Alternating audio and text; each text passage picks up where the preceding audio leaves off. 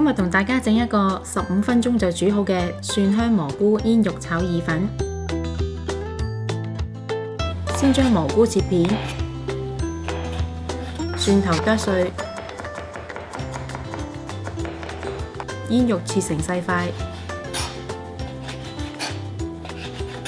鍋中加水，開中火煲熱，等水滾之後就放少少鹽同油，然後放入意粉。按包裝指示煮熟，但係要提早1分鐘將意粉撈起，意粉水可以留低備用。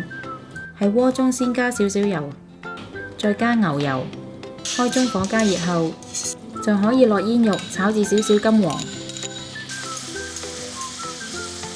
然後加入蘑菇片炒至軟身，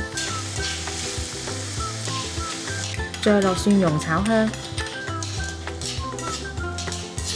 加入已經煮好嘅意粉炒勻，如果太乾就可以加入頭先留低嘅意粉水，快炒大約1分鐘，再加入少少黑胡椒同埋鹽調味，熄火之後再加入香芹，咁就完成啦。